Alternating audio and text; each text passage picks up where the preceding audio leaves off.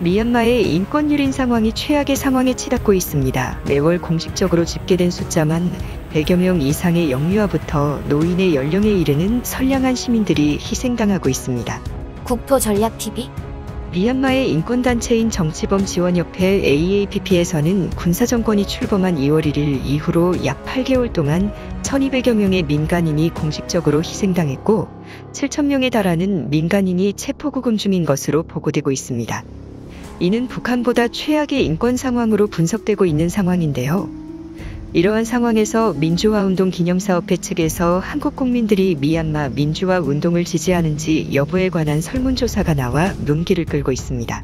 한국 국민을 대상으로 한 이번 설문조사에서는 전체 국민 중 86.8%가 미얀마 민주화운동에 대한 사실을 보통 이상으로 알고 있다고 응답했고 민주화운동 지지 여부에 관해서는 94.5%가 보통 이상으로 지지한다고 응답했습니다. 거의 대부분의 한국 국민들이 미얀마 민주화운동에 지지하는 입장을 표명한 것이고 자신의 정치 성향이 보수 진보 상관할 것 없이 모든 국민들이 미얀마의 민주화를 응원하고 있는 것인데요.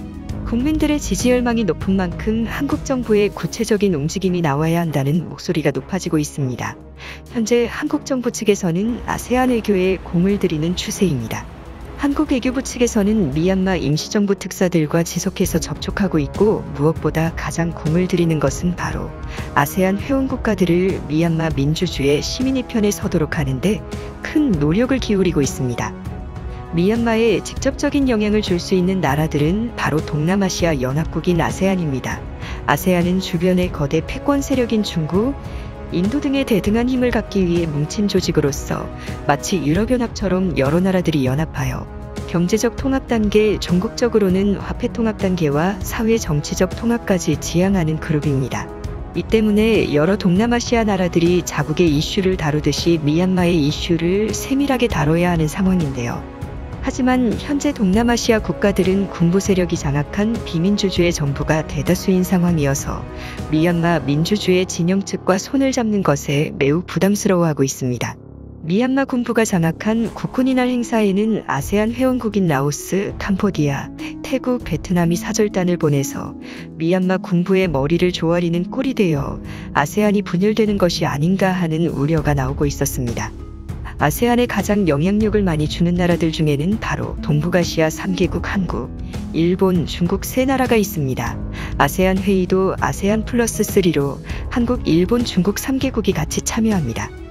베트남의 경우에는 전체 수출 비중에서 35%에 달하는 비율이 한국 기업이 담당하고 있고 한 나라 경제의 70% 정도가 한국 대기업이 생산해내는 제조업 수출성과로 인해 국가 경제가 돌아가고 있습니다.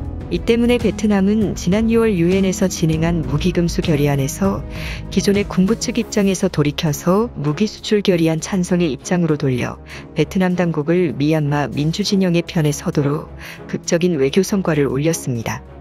현재 미얀마는 중국의 유일한 출구로서의 역할을 해내고 있습니다. 군부 쿠데타 사건 이후로 동남아시아에서 유일하게 친중국 성향을 띠고 있는 나라가 됨으로 인해서 중국은 중국의 쿤밍에서부터 미얀마 차유표항으로 이어지는 인도양 출구 노선을 확보하였습니다. 그뿐 아니라 잠수함을 탐지할 수 있는 탐지망 역시 한국부터 필리핀, 인도네시아에 이르는 모든 탐지망이 완성되어 중국 잠수함의 태평양 진출입을 감시할 수 있지만 단 한 곳 미얀마의 영해만 뚫려 있는 상황입니다. 이 때문에 중국의 잠수함이 말라카 해협을 지나는 거대 컨테이너 화물선 밑으로 잠항할 경우에는 인도양으로 빠져나가는 중국의 핵잠수함을 전혀 탐지할 방법이 없습니다. 이러한 상황 때문에 미얀마 사태로 인해서 미국을 비롯한 범서방 진영의 대중국압박 연합전선에 커다란 구멍이 뚫려버린 상황입니다. 중국의 급속한 성장과 군사패권 확대는 한국을 비롯한 미국 등 범서방 진영 국가들에게는 국가 전망에 위협이 되고 있습니다.